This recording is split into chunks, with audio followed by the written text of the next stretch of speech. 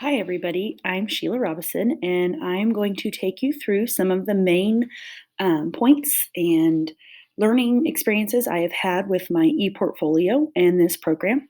So, I wanted to start with my leadership philosophy because at the beginning of this program, we really looked at how we are as leaders and four traits that really make us who we are. And so these have kind of shaped a lot of my decisions for the entire program.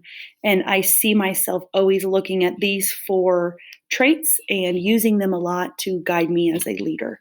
So I have teamwork, that I'm influential, I'm genuine, and I'm positive. And like I said, this really helped me set the stage for who I am and how I'm going to address issues as a leader in education. So, the first thing that, and the next thing we want to talk about is our annotated bibliography. Throughout this course, you had to find 33 different articles. And when I found these 33 different articles, they matched a lot of what we have learned in this program and what I have talked about with my administrator. Some of them were really good and gave me some great ideas for implementing different things like culture responsiveness in my school, or different ways that I can improve upon school operations because that's not something I had ever thought about as an administrator. So I really thought that a lot of these articles gave me some information and insight that I didn't receive from any of the administrators that I have talked to throughout this program because it's just not something that they think of when they're trying to guide a new um, administrator in the position. So I'm going to kind of go now and talk about the different activities that I had to complete and specific ones and how they helped me understand this position as a building leader. So at the district level, I did quite a few.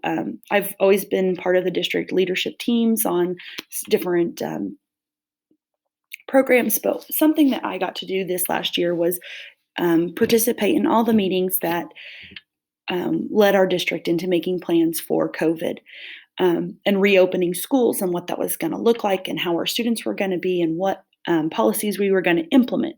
So I got to implement a lot of different policies and help make the decisions for those. Um, and I felt like this is something that as a building leader, you go into some things blind and you don't have any previous experience. I mean, not as bad as COVID is, of course, but you don't have any previous experience in this. Um, how to make it work, and so you have to collaborate and really work together to formulate these plans to make sure that the schools are safe for students, that there's policies in place for what ifs and what could go wrong, and then procedures to follow up on how to address issues that arise. And I feel like our COVID plan really helped our teachers come back to school feeling safe and feeling like they knew what to do as well as we could um, in the school district.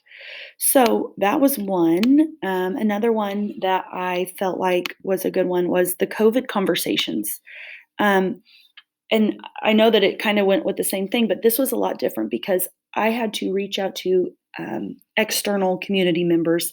We had to reach out to the health department and ask them questions and discuss with them, and then we had to, we were met with Randy Watson on a Zoom to talk about what Kansas schools were doing, and I didn't realize the amount of outside input that came to a school before completing this assignment. And so I felt like this was really beneficial for my learning and how to address these outside communities and the things you can learn from people that aren't outside of a school. Because sometimes when you think of people that are outside of the school, it's not always a positive connotation. And it really helped bridge the gap, especially in this situation when we were able to discuss school issues with outside members of the community. Um, I also was able to create an entire district-wide schedule for the assessments, and I did that through my classes, but I was able to, come back to my administrators and show them the amount of testing that we do and what grade levels and what can we do to, limit some of the exposure that some of these kids are tested a lot.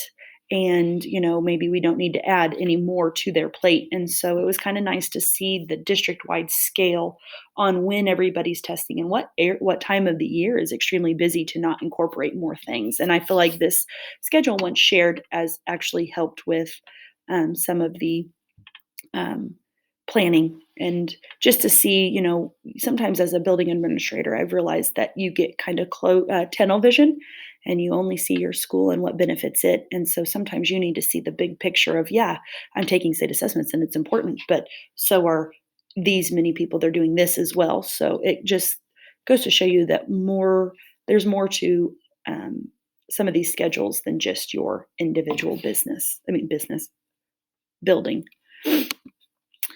And then another activity that I did with our school through the program, but then I talked to my administrator and I feel like it's helped me, is the hiring practices of principals. After that class and learning about um, our hiring practices and discussing what could make those better, I've started helping my administrators and see some different ways we can apply this to our hiring practices, and it's been well received. So I'm going to move on to the elementary level.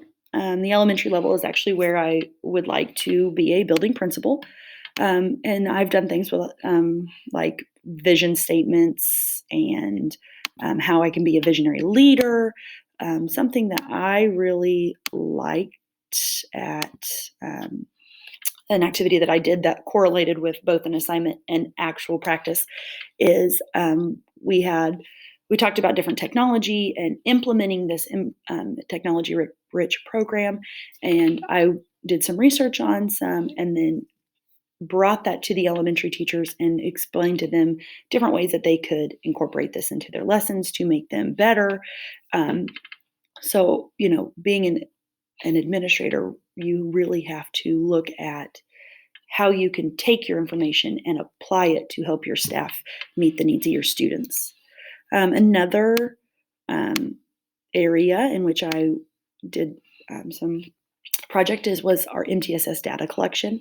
So I was part of the MTSS data collection team, and I helped, because I have a math background, I helped implement and discuss what we need to do with the data that we're receiving on students that are lower in mathematics, and I helped them come up with research-based intervention programs that would work to help meet the needs of our students in our school.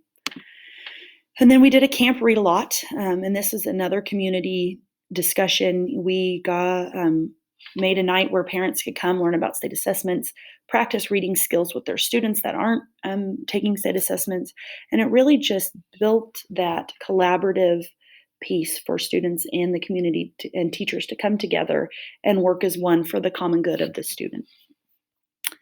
And then finally, the last one that I want to talk about for elementary was a grant that I had to help apply for. I had a teacher that came to my administrator and she kind of passed it on to me.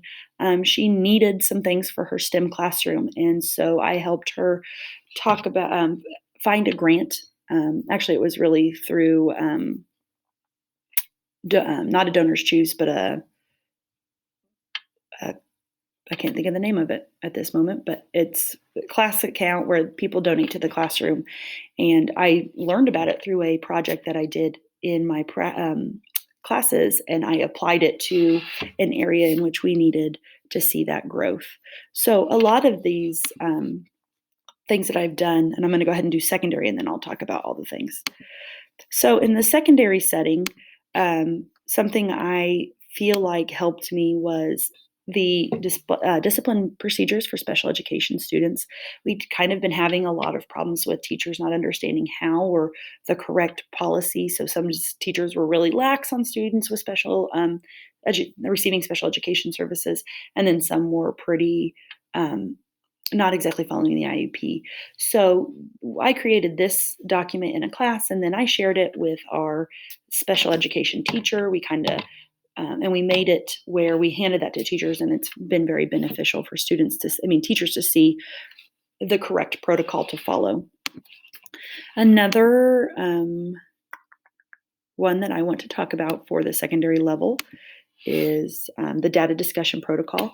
I was able to take this data from our state assessments in this area, compare it with local schools, compare it with the state schools, and see what we need to be doing differently um, in our school setting in order to make this a viable um, place for students to learn, and they receive the most, and we see some of that improvement on the data that we collect from them.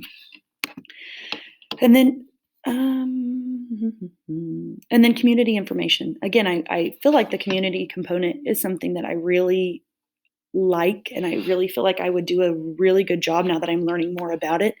But living in the same town that I'm collecting all this information, there were a lot of programs, even as a teacher, I didn't know existed in our area, or different things that went on. And so taking all this information, learning about it, and then sharing it so multiple people can utilize these resources and build that connection.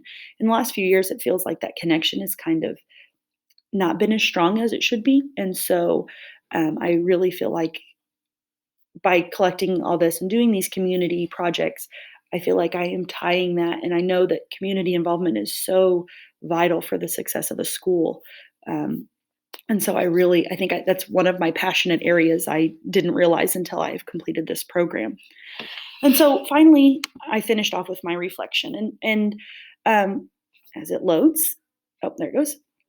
So before I began this experience, I didn't realize the importance of some of the things that we were doing, and I didn't realize the entire job of a building principal.